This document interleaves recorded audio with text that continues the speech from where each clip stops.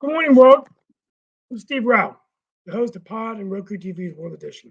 And on this show, we bring you news from around the world, talk about global affairs, innovation, and an increasingly turbulent world politically and economically. I am going to be opening up today with just some events. I greet you live from the All America city of Morrisville in North Carolina, the eighth largest state in the United States of America. And today I'll be here briefly before I head out for a series of meetings. Remember that World Politics is tonight. I'm going to try to make that. Definitely will be here for Thursday's show. And it's busy season, fall season, as we celebrate Hindu Heritage Month here in North Carolina. Lots of activities going on. Just finished up Hispanic Heritage Month. But today, what I wanted to share with you is President Biden is on his way to Israel. We are in the midst of a major foreign policy crisis, and the President of the United States is heading out there. On 60 Minutes on Sunday, the President indicated to 60 Minutes that he really believed that they were going to do what they can to increase humanitarian aid to those that are stuck on the Gaza Strip. Millions are stuck right now. They can't get out. Electricity and water and power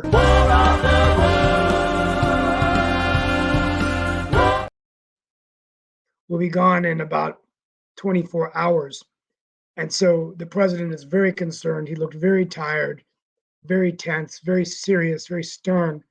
And he wanted to make sure that we took it very seriously.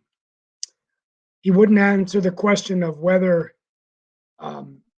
he thought that Iran had anything to do with the Hamas attack, but he said there was no evidence, but he would not give away classified information.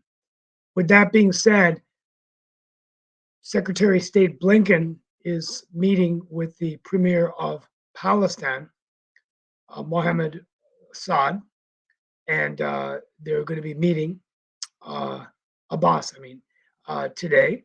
And meanwhile, while all this is going on, Vladimir Putin is meeting Premier Xi in China, which doesn't have the world feeling very comfortable that two superpowers that are really enemies of the United States today are meeting. So the world order is really changing.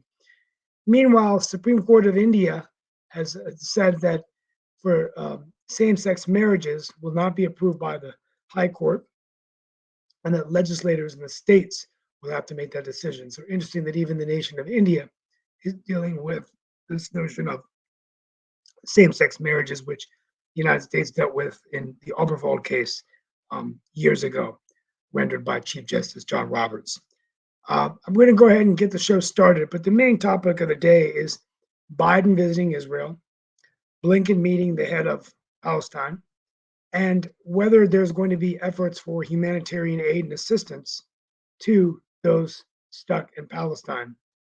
We are on the verge of a humanitarian crisis, a major war, and the question is whether there could be any kind of ceasefire as civilians on both sides, Israeli and Palestinian, are dying. And the war is going to be very costly for everyone involved. Question is, will the United States get involved? We are sending Marines from North Carolina right now over to the Middle East, but don't know whether this is going to become another Afghanistan. Hope not. So with that being said, we want to open up the show. I'm going to bring in Mark Leet. kept it kind of high level because I didn't really get into a lot of details. But No the main problem. thing is, That's yeah, perfectly fine. Like I said, there's a lot going on the main in the elephant, world, yeah, like the you main said. elephant. And while all this is going on, I forgot my monologue, and it's my theme of the week: dysfunctional superpower. While all of these crises are going on, we do not have a speaker. Now, Jim Jordan slated to be voted on this week. He may not have the votes. If he doesn't have the votes, are we going to go back to the drawing board? And who can step in and be the Speaker of the House? I mean, they might have to bring in someone from the outside at this point if they can't agree on one of their colleagues. Or could it be, Hakeem Jeffries or a moderate Democrat that could come in and serve as the Speaker? Maybe even Joe Manchin. Would he leave the Senate and consider it? But the bottom line is that we can't fund Israel, we can't fund Ukraine, we can't fund a government, and in the event of any other military incident that occurs, can we keep the United States secure? So we're looking, I think, weak to the world. And I like the way Biden ended his message that we are the United States of America. We are strong and we can do both wars. But how can this president function as our commander in chief if he doesn't have a Congress? I, Yeah. Yeah, so that's a good anyway, question. But apparently, Jim Jordan is showing up his support and trying to get some of the detractors to come on his side. So who knows? Maybe he will wind up being the Speaker of the House, even though last I heard he was short of the necessary votes. But it does seem like he is trying to do some of that political negotiation that oftentimes goes on in the Senate and the House and a number of the other political allies, avenues, and all in that space. So it does look like he is trying to get that to go on and all in that kind of way.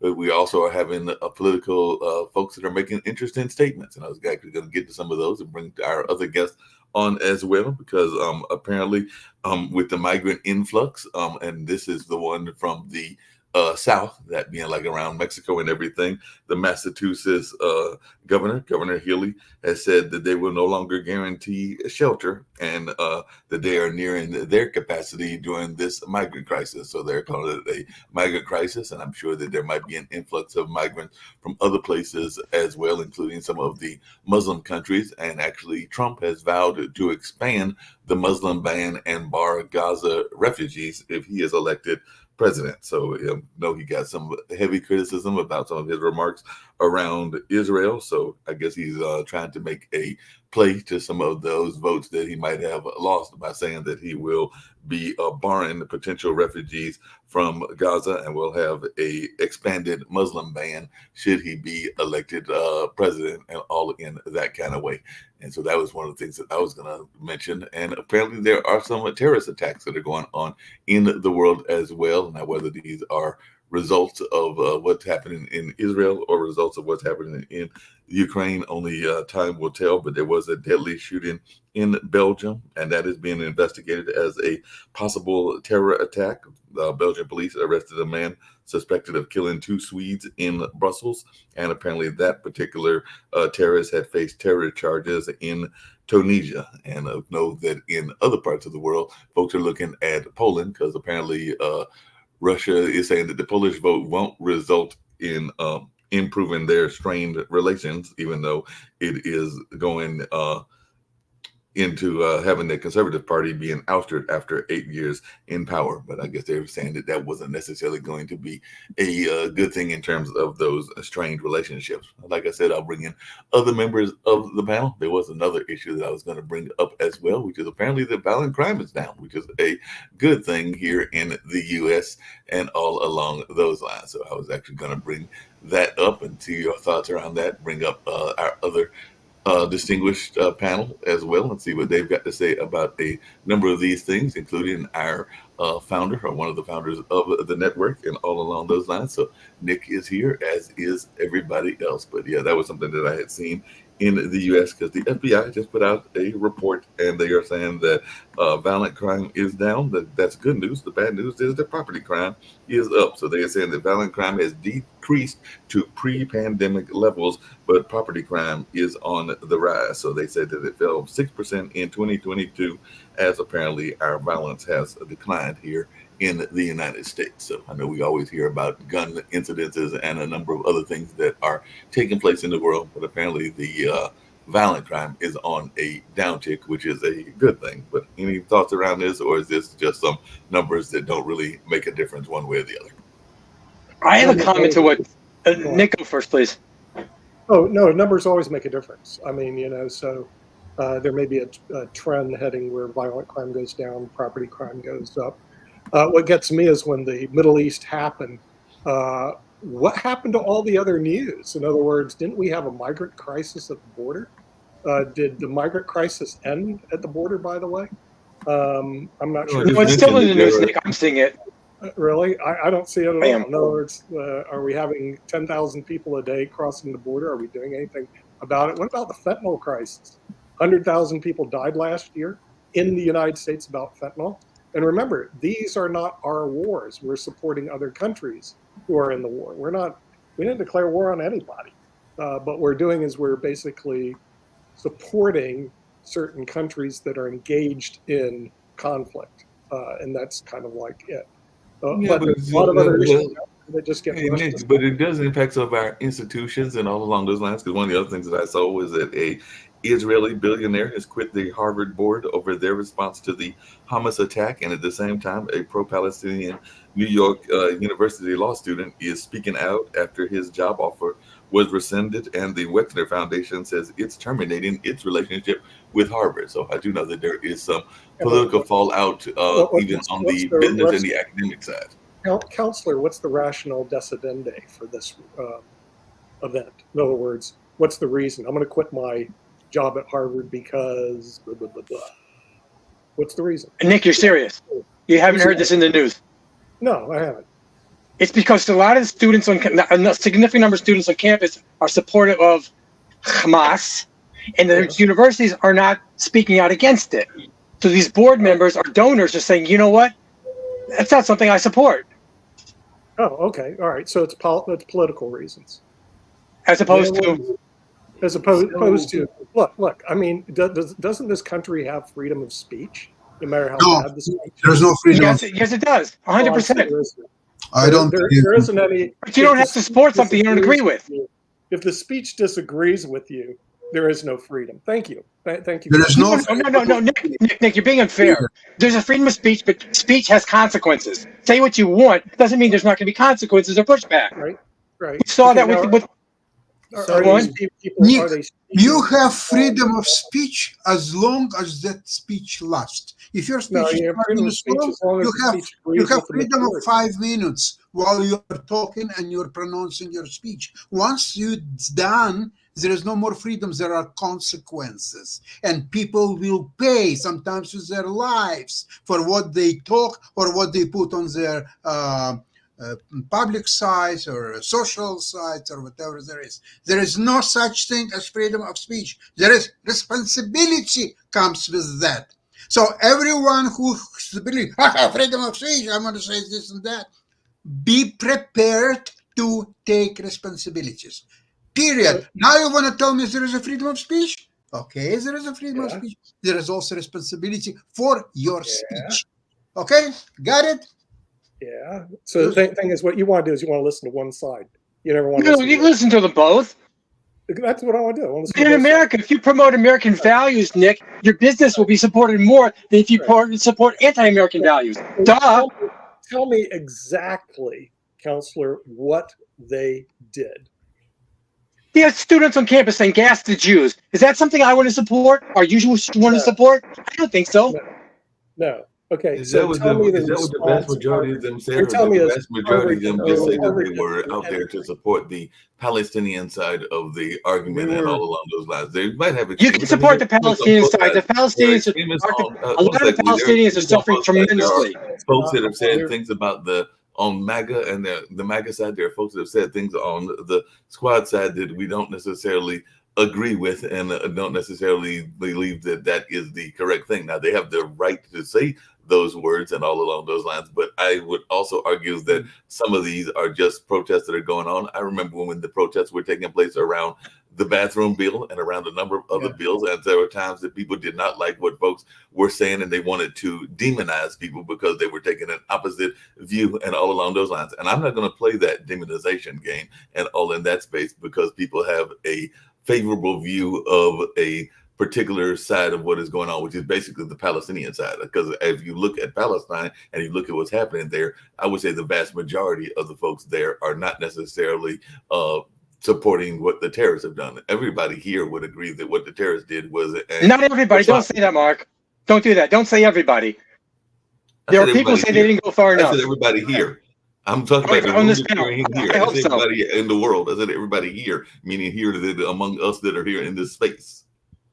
That's fair enough. Lee, since we brought this subject up and they did make some comments that were inappropriate, what do you think Harvard's appropriate response should have been? They don't condone in any way, period, that behavior of what Hamas did on October 7th. There's no excuse for it, period. The Harvard president did exactly that. If they were students, should they expel the students? How much do we tolerate on campus? Okay, because on campus, 1 second, Chatovi, and then you can go. I apologize. On campus, do we tolerate all speech prior to October 7th or not? MAGA, whether it's anti-gay, whether it's anti-Jewish, whether anti-black, did we always tolerate it? Or do we have safe spaces that say, you know what, this is a campus and certain behavior should not be tolerated, certain hate behavior? I agree with Sasha. Freedom of speech has consequences and limitations. Okay. So the thing is, it doesn't sound to me that they were exercising their freedom of speech. They were kind of being... Money is a form of speech. What? Money is a form of speech. Where you spend your money. Money is a form of speech, but it sounds to me that they were inciting people to do illegal acts, which is something. Hold on a second. Hold on a second. Back up. If money is a form of speech, and I definitely want to hear from Jacoby as well. That is one of the arguments that folks have been making, even about the side that is pro-Israeli, because that is the side that is giving the most money to Congress, the most money to a number of other institutions, including, ironically, some of our media institutions, and all along those lines. So, if money is a form of speech, do they maybe have a greater voice in what is going on? Because I know that is one of the complaints that I've heard from people in the Muslim community. My comment on that is that it's clear that the U.S. foreign policy has always been, a little bit more pro-Israel. Obviously, because Israel's got a very strong military, they're a wealthier country. I think it's been in the best interest. And Israel has the same values pretty much that we do, Steve. Be fair. Yeah, so there's always been a consistency there. I think that the challenge has been, this goes all the way back to World War I, pre-World War I, when the British took over, governed that region. Then they eventually gave Israel independence, and the war has been, the feud has been over this land. The Palestinians that were there said they were there before, and the two-state solution is one that everyone seems to agree with. But it doesn't seem to me that the Netanyahu hardline government will most likely not support a two-state solution. And when the president was asked, do you think Israel should invade and just take over Gaza? That's not necessarily the right thing to do, the president said, because you've got a lot of Palestinians there that haven't been involved with Hamas, have not been responsible for this. A lot of poverty there, So I'll end with that before I leave. I think this is Steve. Be a diplomatic. The ones that are not supportive of what Hamas did they vote Hamas into power? You keep jumping back to that, and that is very wrong in what you're saying. That? So historically speaking, and this happened in 2006, Israel left in 2005. 2006, Hamas came into power, yes, in a split vote. Hamas then murdered all their political opponents. Then Hamas took over in 2007, even more violently. So when you keep running back to this idea that, hey, the Palestinians voted them in, and they did not. They were murdered. And so please, for the love of educating our public, point out the full context and stop running back to the problem, because every time you run to that, it's the same thing. When you keep yelling, when you brought up about, oh, well, there are people on the college campuses that are saying gas the Jews. Well, there was a 6-year-old kid who was killed in Chicago based on the idea that the Palestinian people were evil and were like Hamas. Jacoby, can I speak to that? Wait, Lee. Every time you keep jumping to the point of, well, the Palestinian people love Hamas, they voted them in. you're equating the Palestinian people with a terrorist organization. So therefore, these crazed individuals that are looking for education and listening to us, trying to discuss the nuances, you're putting in his brain that Palestinian people are bad. Jacoby, 2 points to what you said, if you don't mind. One is, I don't know anyone who condones what happened to that 6-year-old child. It was pathetic, it's sick, and no excuse. The guy's mentally deranged. No one's going to cheer and say what that guy did was right. Okay? But that's how wrong. did he get that idea? He's mentally deranged.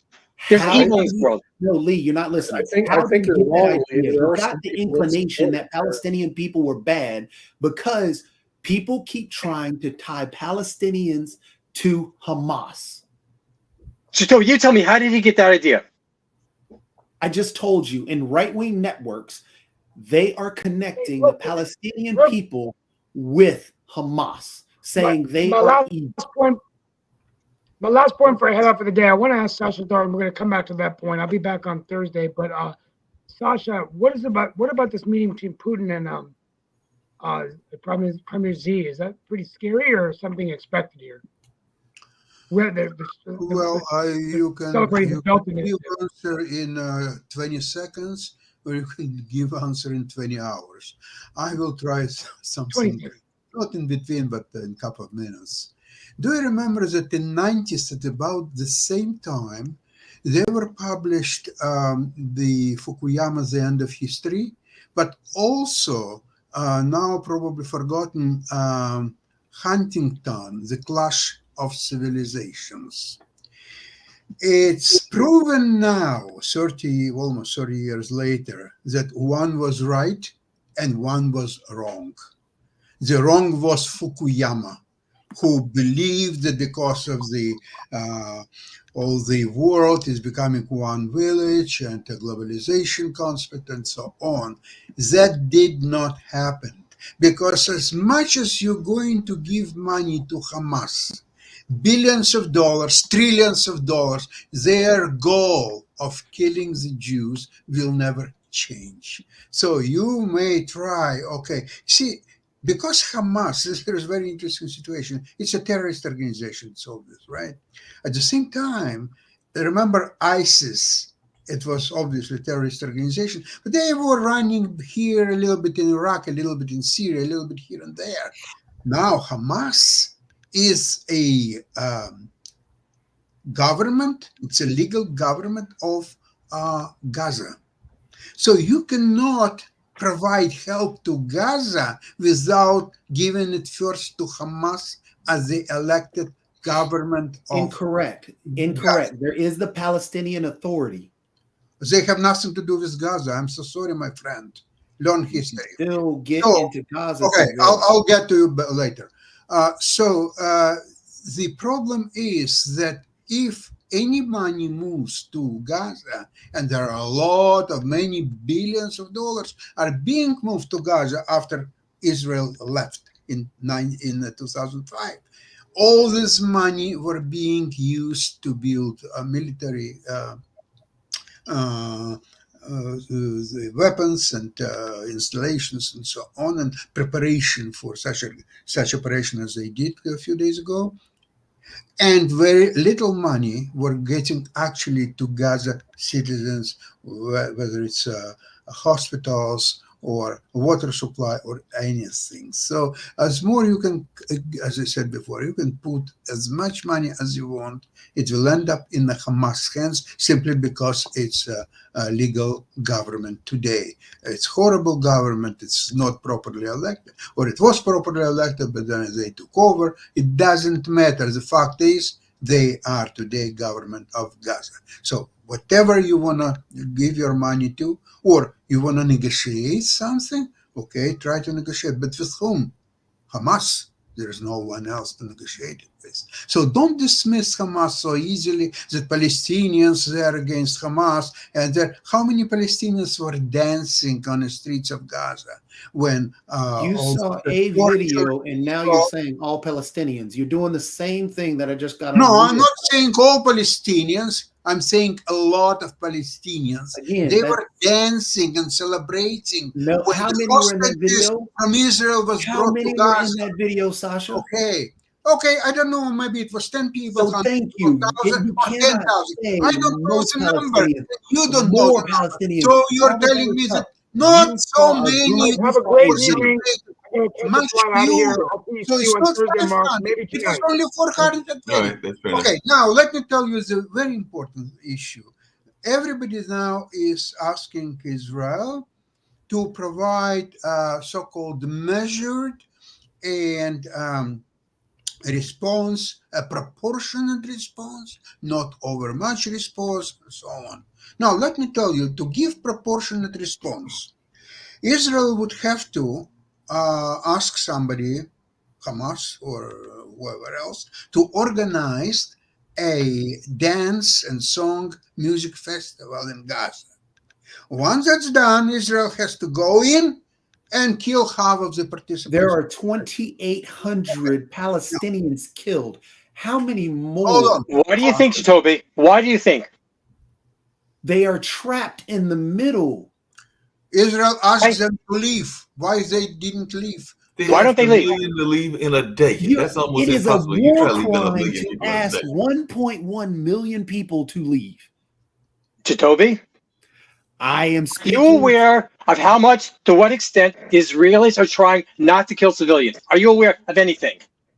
Are you aware that the pamphlets they send? Are you aware of the notices? Are you aware of the telephone calls? Are you aware of any of this? Are you aware of Hamas telling him, don't leave? Hamas not letting them leave. Hamas is leaving shields. Are you aware of anything? Kids are killed.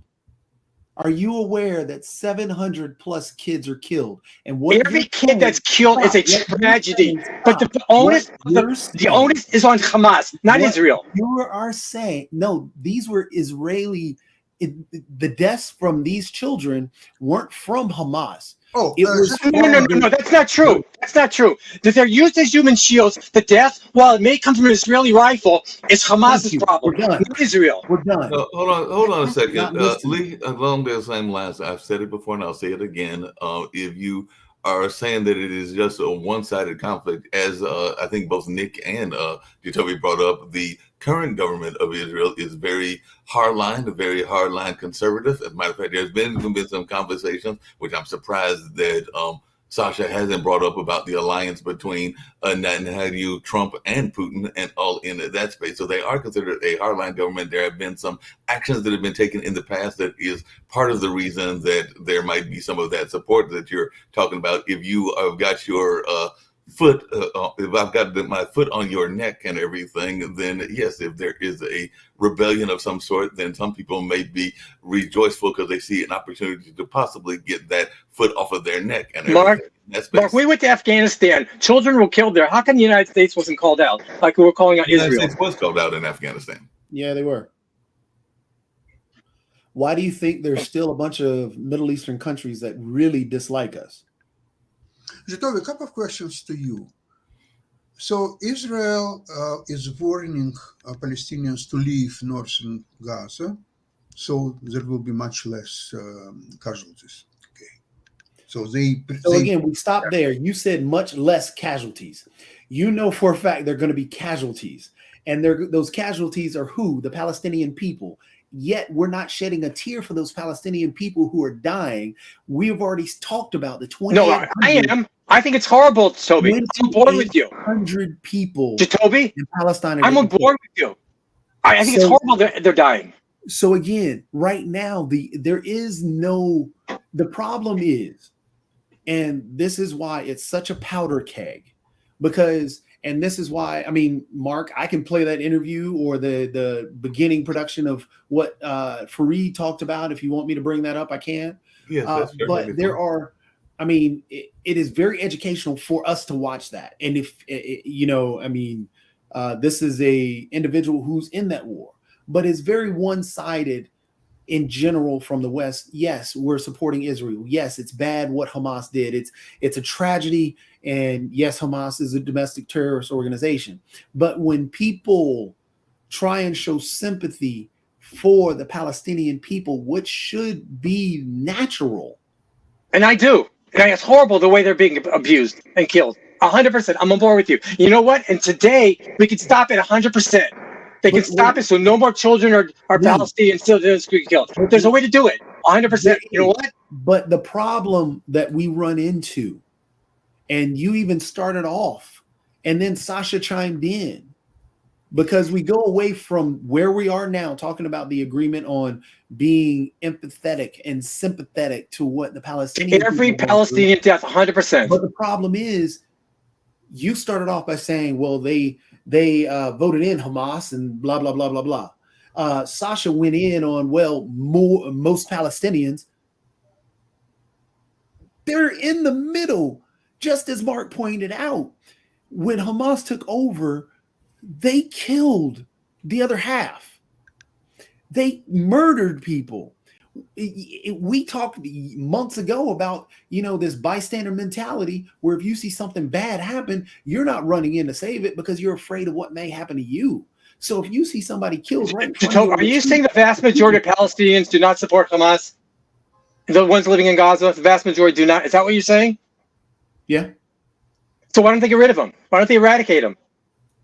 Again, if you see somebody killed execution style right in front of you, they have all these guns and a gang in front of you, are you going to turn around, big and bad, Lee Newton Rhodes, get out of my country?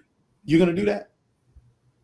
Or are you going to do just like they did and follow back, go back to where you are so you can stay quiet, so you can protect your family? And just add to what Jacoby is saying. Hold on a second, Sasha. To add to what Jacoby is saying, we have a maybe not as bad, because this is a global and international crisis that we're in with both Israel and Ukraine and everything, but there is a gang problem that exists in the United States. How many people are not going to be, to what Jacoby was saying, dealing with that gang situation because they are afraid of the consequences? I mean, we can easily say that anybody in Chicago could get rid of every gang member that existed in Cabrini Green, but they are not doing that because they're afraid of the consequences. And I would argue that's what's going on in Mexico with the cartel and everything. Yeah, you got the cartels, you got the mafia, you got all these organizations we kowtow to because we're afraid of what may happen to us. And that happens. But we're in this whole, I'm so gung-ho. Hey, I'm going to do this on my... You're not living there. We're not in that culture. We don't understand the ins and outs truly of that culture. I'm sorry, what do you mean by that culture? What do you mean by that culture? The culture that they're living in, because everybody's culture is different. Mark and I, even though we live in Durham, the culture that we have on the east side of Durham is different from the west side of Durham or the north side of Durham. And we're talking about a whole half world away from us in the Middle East. Culturally speaking, there are a lot of things that we really don't know the ins and outs and the nuances about. And there are things that these individuals are having to deal with that we have to really get out of our mentality, of our ethnocentric mentality of, hey, I can do it my way. You made a statement earlier that I don't necessarily agree with, and I'll tell you why I don't agree with it really quickly, because you said that the Israeli values are the same as the United States, and I'm not saying that there aren't some similar values. I'm sorry, can you repeat that, please? I didn't get that. Most people's values are similar no matter what their ethnicity or what their religion is, because I think most people in the world are wanting respect for their parents, respect for having whatever their heavenly belief is, respect for a number of other things that are very similar. Doesn't matter whether they are Hindu, Muslim, Christian, or whatever. I think most people have the same values, and one of those values is that they would like to have the basic amenities, whether that is water, electricity, and other things along those lines. So if that's being cut off, that's where the humanitarian problem comes in. And do you think all cultures have the same values? Say what? Didn't we run into that problem in Afghanistan? Not all cultures have the same values. Yeah, some cultures value. However, if you also take a look at the fact that what Mark is talking about, the humanitarian issue that's going on, and you're looking, and you had brought up, the Jews and this and that and the other thing of that campus, the campus stuff that you were talking about. Sure. Well, there are extremists on the other side going at, Muslims and attacking their faith. And it's disgusting. It's despicable. And I'll call that out. That's what led to the gentleman killing that 6-year-old in Chicago. But then going back to using that logic, Katobi, using that logic, that's what led to that 6-year-old getting killed, which was despicable. Okay, what led to Hamas doing what they did? Who taught them that? Who taught these kids and these teenagers and these young men to do that? What is the history of that area? So Israel should not leave, shouldn't have done leaving Gaza in 2005. They should have stayed there, because once they left, they created a Israel is still occupied. Israel still occupied them then. The Gaza? The thing is, the government and the military left out, but there was still occupation. No. What do you mean occupation? How do you define that? You're mixing up things, my friend. You're mixing Israel that as a with part the West. of In Gaza. the West Bank, Israeli have presence, not in Gaza. They left Gaza for good in 2005. No one Israeli, whether soldier or policeman or anybody, was there. Check your Wikipedias and all your sources. They completely pulled out. Not the West Bank, but Gaza, they completely pulled out. To discuss that. Did they fully pull out? Because, like you said, there was some.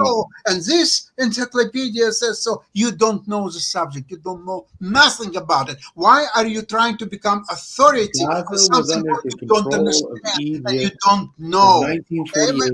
from 1948 until 1967. Israel subsequently gained control and occupied Gaza Strip and the West Bank following its victory in 1967. Stop right here. War against Do me a favor. Stop right here. I know what you're going to say. Israel made a huge error by winning the war. I was just reading, and now you're getting defensive because you were wrong. Defensive, and you're making assumptions. He wasn't wrong, Jacoby. You just didn't get to 2005 yet. Can you calm down? Just have a coffee or something. You want to talk and interrupt. You know what? I will not go for that. You know me. I'm not going to go for that. The Israel won 6 days war in 1967. They had to occupy all countries, all territories, what they got, and make it their own. Control it, administer that, make it like what Germany did in France in the 1870 when they won Alsace and Lotharingia. Alsace and Lotharingia became part of Germany. And people who live there, they continue to live there. Nothing changed. Nobody get them, get out of here or so on. They continue to live there, to work, everything else. So, same thing. Nobody told Arabs after 6 days war to get out of their places and go elsewhere. No. Besides, even if they wanted to leave, no single Arab country would take them, because they believe that Palestinians are Arabs of second sort. They don't want to have to deal with these people. They're uneducated. They know history. They are so-called. So now you're calling the Palestinian people uneducated. Yes, Arabs call them, not me. Arabs themselves. They're not. In this case, I will disagree with you, because I know some people that are of Palestinian and Arab descent, and they are actually very much pro-Palestine and all in that space. So you like how people come on the show. Israel asked Egypt to take over Gaza. They gave Sasha, you're doing the same thing that folks used to do in the. Hold on a second, Sasha. You're doing the same thing that folks used to do. Oh, Sasha, you're doing the same thing. You will not interrupt me. I will continue. They asked Israeli Egypt to take over Gaza. Egypt refused. They didn't want anything to do with this so-called Palestinian. Just to point out, so you're saying the Palestinian people didn't. That no Arab nation wanted the Palestinian people, and even though the Palestinian people wanted their own land, and that's why the two-state solution. They are not able to create their own state for 75 years. What makes you to believe that now they can create their own state? You're making some very racist statements here. Okay, let's face it. Just follow the facts on the ground. Say what? Lee? Follow the facts on the ground. When Israel gave back the Sinai Peninsula, they wanted to give back Gaza also. Egypt said, no, thank you. We don't want it. Hold on. Let's do the facts on the ground. And we don't want those people either. I've got this gentleman, and this is what I was talking about, the Fareed Zakaria piece, where he did a full-blown interview and talked about all this stuff. And it had Tell me, how long is it? I'm not exactly sure, but it's a good piece. Approximately. It's a good question. 5 minutes, half an hour? It's on the actual, I didn't clip it. So can you send it to me, please? The only reason I'm asking, is it something that Mark can play on the show or not? It's not going to take up the whole show. It's not a half an hour. It's not. It's just it's a good interview. So we can at least get some feeling of what he is saying, and Sasha at least want to respond back to it. Yeah, I do find it interesting. Okay, fine. I'll speak afterwards. Oh, let me take it off mute. The streets throughout the Arab world this week to stand in solidarity with Palestinians. I've asked Rashid Khalidi to help us understand the Palestinian and Arab reactions to this escalating war in the Middle East. So this is well-known Arab apparatus. Why you are putting this Arab to explain what's going on? This is all lie, everything what's written in that book. Why are you trying to run it? Stop it right away. To 2017. He is Palestinian American and has family in the Gaza Strip. Okay. Rashid, welcome. Before we get to Gaza and the West Bank, I do want to ask you something that I think a lot of people in America have wondered about, which is why is there not stronger Palestinian outrage about the Hamas's terror attack, the brutality of that attack, the way in which it really seemed to be utterly indiscriminate, women, children. There was a hope that if Palestinians were looking for a different path, they would at least think this would be one thing they could condemn. How would you respond? I think the utter hypocrisy of the West in ignoring indiscriminate killing of infinitely larger numbers of Palestinians, 4,000 of them, mostly civilians, killed in Gaza since 2006 by aerial bombardment from Israel, has desensitized people. They feel that there's a complete lack of attention to Arab humanity. So far, 2,300 Palestinians have been killed, most of them civilians. And we see very little of the kind of moral condemnation that the killing of hundreds and hundreds of Israeli civilians has provoked. So I think that the reaction is partly a reaction to that, and partly a reaction to the fact that no political horizon has been offered to the Palestinians for decades. They're basically told, you will be subjugated, you will be second-class citizens, if that, you will be dispossessed, we will take your land at will. And the United States has basically not just supported, but financed and armed that process. So people in the Arab world, when they see no political horizon, are willing to turn to Hamas, willing to turn to acts that in normal times people would consider horrific. But they see the horrific toll that has been inflicted on Gaza by siege, 16, 17 years, by periodic bombardments, killing hundreds and hundreds of innocent civilians. And I think they say, well, where's humanity is humanity. If you want us to condemn the killing of civilians in Israel, what about the killing of civilians in Gaza and elsewhere in the occupied territories? But surely the right response, Rashid, would be to condemn the killing of civilians in Israel and in Gaza. In other words, not to be indifferent to both. I don't think people are indifferent to both. I don't think that's the issue. I think that they feel that these demands for condemnation of the horrific terrorist massacres by whoever it may be, Hamas in this case, are never matched by demands of Israeli spokesmen, of Israeli politicians, of Israeli academics for condemnation of the horrific terrorist massacre of, in this case, 720-something children in the last 6 days in the Gaza Strip. If this is horrific and terrorist, that is horrific and terrorist. I abhor the idea of the killing of civilians. But civilians are civilians. Children are children. Jewish children are not more important than Arab children. Jewish civilians, Israeli civilians are not more important. But that's the way the West is treating this, unfortunately. And that hypocrisy, unfortunately, undermines this whole argument.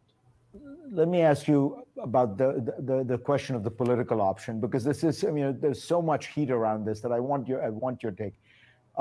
It is all true, not the Netanyahu government, I will grant you, but two prior governments, the Omer government and Ehud Barak, did try to make what I think was a serious offer of a Palestinian state. And in both cases, the Palestinians essentially walked away. Abbas, from what we can tell, never responded to Omer, and Arafat essentially launched an intifada. So isn't it fair to say that the efforts by different Israeli governments than this one, not Netanyahu's, were not met by Palestinians in a productive way? Well, I can't, in the 2 minutes that we're going to have, I can't go into the details. But none of the Israeli proposals, nor from Rabin, nor from Olmert, nor from Barak, involved complete Palestinian sovereignty and independence. None of them involved end to occupation. None of them involved an end to settlements. You can't have a Palestinian state with hundreds of thousands of Israelis settled there. You cannot have a Palestinian state if you don't control your borders. In other words, what was on offer was never anywhere near the minimum of what is required for a just, equitable two-state solution. That was never on offer in any of these Israeli offers, however far they went. I could go into detail if you want, but I think that's the problem. And the last thing I'll say is these things were quite a while ago. We've been 10 or 15 years without anything of this sort being offered by anybody. I want to ask you about your family in Gaza and what you're hearing on the West Bank. Well, I have more family, obviously, in the West Bank than in Gaza. These are in-laws who are in Gaza. They seem so far to be safe. Some of them had to move. In the West Bank, the situation is quite terrifying. 16 people were killed yesterday. A couple of hundred of people have been killed in the West Bank in the last week. Settlers are roaming unchecked, armed settlers, and people are very afraid. We're running out of time, but I do want your take on this issue of a wider war. Do you worry about that? Is that a prospect? I think we are seeing ethnic cleansing in Gaza. 1 billion people have been displaced already. Israeli strategists and generals have talked about emptying Gaza, about moving a large part of the population of Gaza. If that happens, heaven forbid, and if the casualty rate continues to climb, there is a possibility of an expansion of this war, not just to Lebanon, but perhaps even wider. And I think that people should think very carefully about what happened the last time this level of ethnic cleansing took place in 1948. It produced Arab-Israeli wars that went on and on and on from 48 until this day. People should be aware that if you move that number of Palestinians, the rage and anger in the Arab world will not abate. Arab governments that are undemocratic and unrepresentative may kowtow to Washington, but people in the street are not going to. And we've seen that in huge demonstrations in Baghdad and Sana'a and Amman, all over the Arab world, even in Egypt. So I think we should be very careful. What we're allowed to see on American TV screens is not the full picture of what's going on in Gaza, because Israel has kept reporters out. The death toll keeps going up, and the expulsion of people, if it's made permanent, means that we're going back to a 1948 type scenario, and that's terrifying. That ethnic cleansing created this conflict in a certain respect, and I shudder to think of what might come if that happens again. Rashid Khalidi, thank you for being on. Thank you for sharing. Yep. So that's the scary part. Yeah, it's very scary. I mean, he had a question that I didn't appreciate the answer to. Rashid, I think that's his name. If not, it's not on purpose. In terms of the proposals with the United States in Israel and in the PA or the PLO at the time with Arafat, the number of times they tried to get them to an agreement with the Camp David, where they basically gave them 98% of what they wanted, and they said no with no counteroffer. Like, who does that? No counteroffer. I mean, even Bill Clinton said, "Why? There's nothing I can do." Lee, I have a better question for you. When it was a two-state solution proposed in 1947 and 48, so Israel started to fulfill its part of obligation to build an independent country. It succeeded for 75 years. Now it's a very modern, very humanistic country, whereas the Palestinians or let's call them Arabs, because even Palestinians, they actually were not there. They came from Transjordan through other countries. And then what's interesting thing is, just to interject real quick, Sasha, because you said that Israel, you said 1948, was it, that they started and they built their own country? When did you say that Israel occupied? Israel nothing occupied. It was given to mandate. They didn't occupy anything in 48. The British. It was a partition.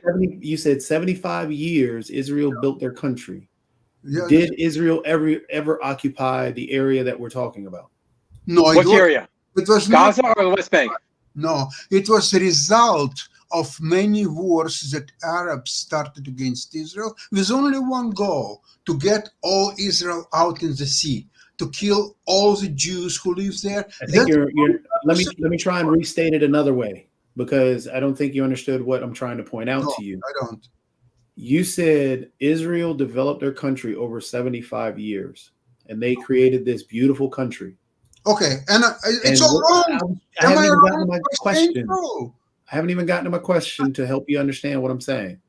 Okay. And you're trying to say that the Palestinian people did not develop their country because you're saying that they also had 75 years? Yes, they had the same 75 years. And in there was a partition 75 years ago. Hold on, wait.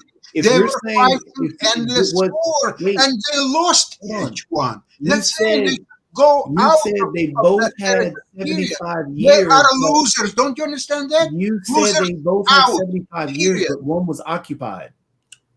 So how can you say 75 years if one did not have that full 75 years? Okay, listen, I don't care about explaining why this developed and they didn't develop. They are losers. They lost several wars. The reason you do not care is because you've made up your mind how bigoted and how Arabia, Jordan, Libya, Morocco, and many. There are 19 Arabian countries and 60 Muslim countries around the world with a population of 1.5 billion. So what we are talking about is handful Palestinians. Now, the another thing is that they are being treated as misplaced people. As misplaced people, they are treated by United Nations. United Nations in 1948 created a special department of dealing with displaced people because there were like 50 million people in Europe, all over the world, and so on.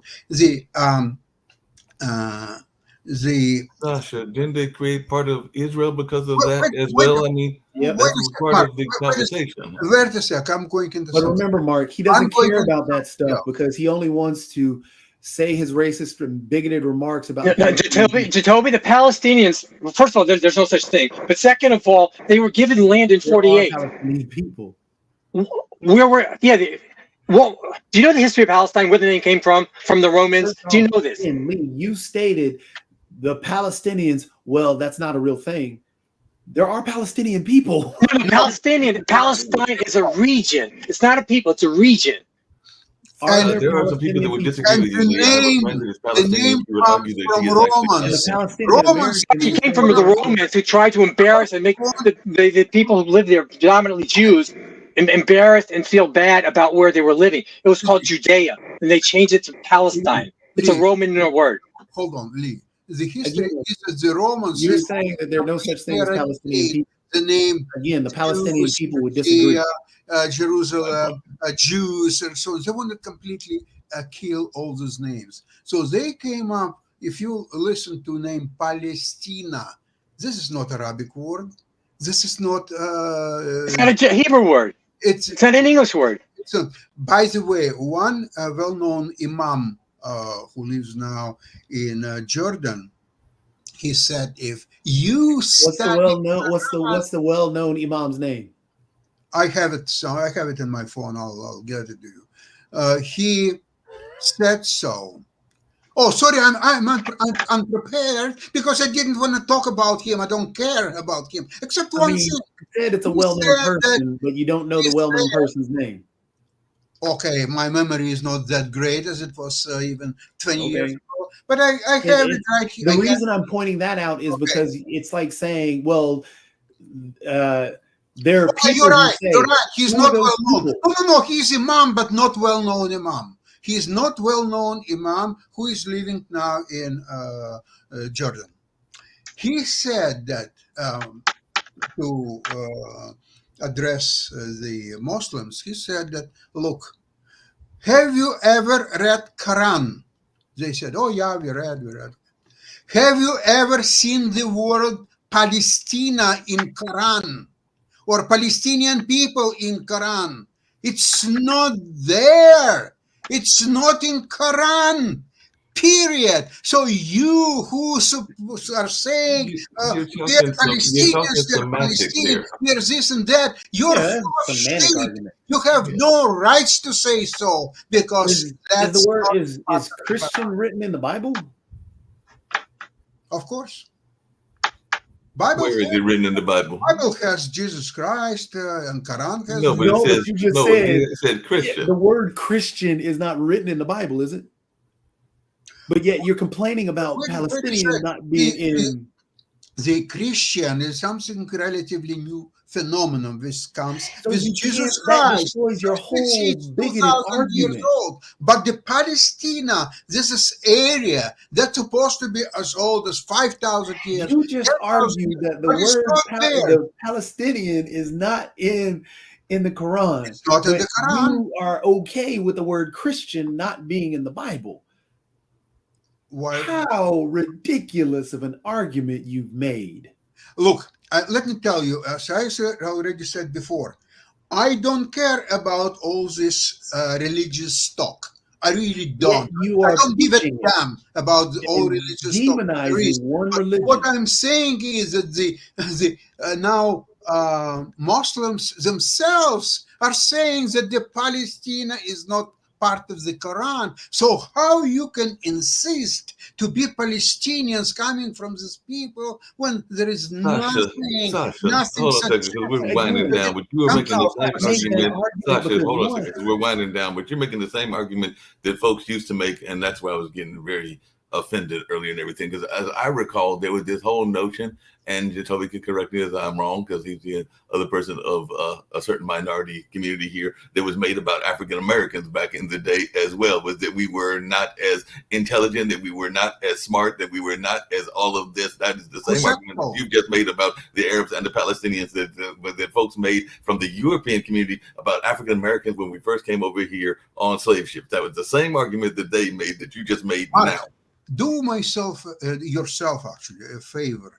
Read Huntington's The Clash of Civilizations. It explains very thoroughly what's going right now in the world.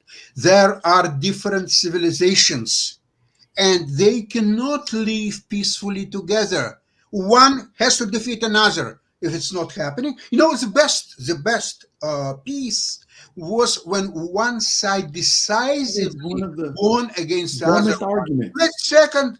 Put it bluntly. You want to go down that path? One you go down side that was path on another show and everything, because I have to tell you that there are some people out there, and Lee and Sasha, this may surprise you, there are some people out there that would argue that there is a battle between good people, but they are actually seeing it in the sense of enlightenment, in the sense of a number of other things. If you follow the spiritual conversations that are going on, there are some people that are taking it from a biblical standpoint. Yes, there are some people that are arguing that we're in the middle of Armageddon or whatever it was being predicted in Revelations, but there are also some other folks that are saying that we are actually heading toward a more peaceful world, if we can ever get to that point and everything along those lines, because there are definitely some folks that are talking about what Jacoby just talked about, that if the empathic side of the world can actually be seen more, that we will have a more peaceful world to exist and everything. And that is a conversation that's been going on for a while. And Sasha, your argument, you're making a supremacist argument. Right. That's exactly what you're saying. You're saying that only one group will dominate everybody else, because groups not can't everybody else. That's a supremacist there argument. are many civilizations. That's the same thing that white supremacists there are many civilizations in the world, and if they cannot exist peacefully, and one start aggression against the other one has a right to defend itself. Israel has not only right, I would say obligation, same as Ukraine, to defend itself against aggressor.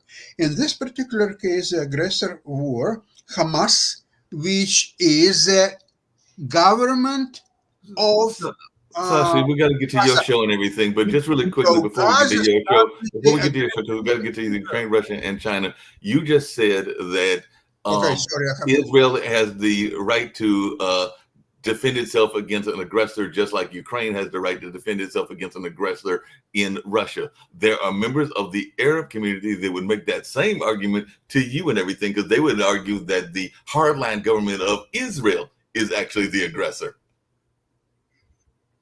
Could be. That doesn't make them right, Mark. It makes them, that's just their opinion. And then, just like the Nazis probably thought what they were doing was right.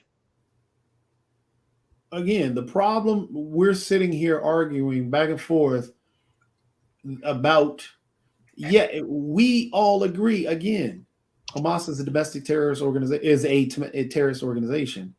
The problem is, again, there is no plan for the Palestinian people. And that's where we're sitting at. It's sad and tragic what is going on with the Israeli individuals, and we pray for them. But we should also pray and agree that it's sad and tragic for what's going on with the Palestinian people. That is the whole point. And until we can reach there, we've got to figure out a way. Hey, the Palestinian people need an ability. We need to try and save them as much as.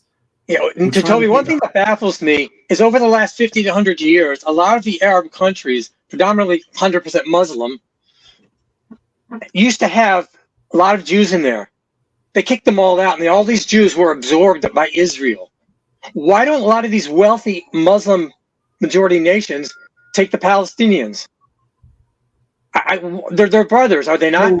So the issue is, again, the Palestinian people are trying to have their land. It's like saying, why can't Jacoby? They have Jordan. The Palestinians predominantly Palestinian. Land. They're the same type of people. They're the same people, same culture. Lee, same history. Were given their land. It was occupied. Where were they given land? We just even started where you want to talk about 1948. They were given land. And we were trying to push towards that two-state solution. They began to be occupied. So then there became a problem. That problem has gone on for decades. So we need to figure out the solution. If they're asking to stay unoccupied and go for that two-state solution, which was the U.S.'s position for years and years. It would have been nice. I hear that. It would have been beautiful when they were given in 2005, Gaza, when Israel pulled out. It would have been beautiful if they would have been peace then. But Israel didn't get peace then. So my concern is, just like they didn't get peace when Israel pulled out 2005, wherever they would pull out in the West Bank, you're going to get the same thing. Wait, but Lee, Hamas violently took over. I got it. What you're saying is, and I'm not going to disagree with you on this for the show, what you're saying is Hamas took over the Gaza and the Palestinian people there, and they took over the rule there. Palestinian people died. I got it. I got that, okay? But just like they did it there, they're going to do it on the West Bank also. Why would I not believe otherwise? Again, we're not arguing over Hamas because we agree on Hamas. But what I guess I'm not getting across to you is Hamas took over. Many Palestinian people were killed. I got it. Trying to be their land. I got it. But the problem is many Palestinian people were killed and there was no outrage and no fervor to defend the Palestinian people. So because that happened, now there were Israelis killed. There's fervor and outrage and everything to defend Israel. There was a lot of outrage when those Palestinians were killed. They were the ones that were innocent civilians. Of course there was. Not the way it was now where Hamas attacked Israel, or 2 years ago when the battle went on. In the past 15 years, there have been 5 wars. Why is there an outrage? Well, why wasn't there outrage from that community saying, we're better than this? We don't use them as human shields. Again, so what you are saying, or that analogy that you're pushing there, Kanye West, despicable individual. Sure, he made good music, but he became a despicable individual for some of the things that he said. One of the things he said was that slavery was a choice. It was not. The slaves choice for who? They said it was a choice for the slaves, that they decided to stay slaves rather than rising up and taking on the same argument you're making about the Palestinian people. The Palestinian people were put in a very, very tough position. And just as I stated before, again, if you see somebody executed in front of you, are you going to try and rise up and we're going to take them all on? We don't know how they operate. No, what your first inclination is, because you're a peaceful individual, is you're going to try and protect your home. So what you're going to do is you're going to stay quiet and keep moving along. And that's just what happened. So you had this terrorist organization rule through terror, through killings and everything else. But yet there was no outrage. And that's what the gentleman was talking about before, is that there's outrage when these individuals are killed, but not when these individuals are killed. And this is why, honestly, if we bring it back home, this is why Black Lives Matter was formed. Because again, there's outrage when this young white child has gone missing in the world, or has been abducted.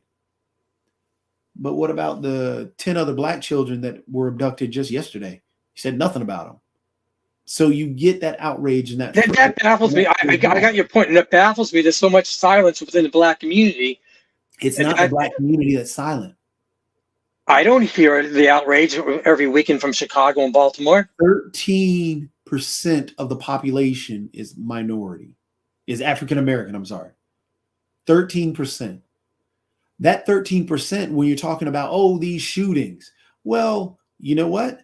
There are plenty of organizations that never get highlighted that are dealing with these things. There are plenty of schools that are dealing with these things that don't get highlighted, or handshakes, or even any praise whatsoever. But you know what does? That shooting. 13% of the population cannot put out this information and help. They can try their best. We can try our best to talk about for example, I'm sitting here trying to put together an organization to deal with not only the homeless situation, but also deal with gun violence and everything else. But you know what? I'm not on TV getting interviewed. But you know what? You are now. No, but you know what is? What? That shooting that could have happened last night. Oh, it killed a white individual. Guess what? It's black on white crime. Well, you know what really is outrageous? You have the same, then we got to go back to black on black crime. Oh, man. Well, you know that white on white crime is just as prevalent as black on black crime. But the thing is, we only talk about black on black crime. Oh, white on black crime, or black on white crime is just as prevalent as white on black crime. But we only talk about black people killing white people. And then, we get into the outrage when there's, you can talk about Trayvon Martin, Tamir Rice, and all these other individuals. Well, there's much more that happens than that. A ton more. The same individual in the thing that happened in Alabama was basic when the black people started fighting back. That was because of that outrage. The Black Lives Matter is because it doesn't get covered, and it was never Black Lives Matter or Black Lives only matter. It was always Black Lives Matter too, because it always seemed that it was only this group that mattered.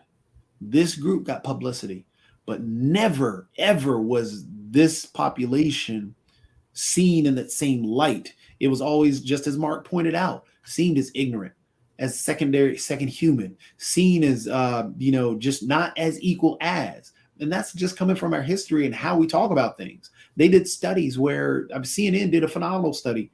Well, actually, even others did studies, but how and we use it in our heroes. Heroes are usually what? Light skin, white. The bad guy is always dressed in black. It's just the way our world is. But that is also seen in our society. Where Mark, I apologize. I really got to go. We should continue this tomorrow or another day because it's very worthwhile what Jacoby is talking about. Yeah, we can definitely continue the discussion. I do appreciate you sharing your thoughts. Hey, no problem, Lee. This is why I love talking to you. Y'all take care. See you again tomorrow. Everything, so we'll get ready to get out, and we'll have further conversation on tomorrow's World Edition.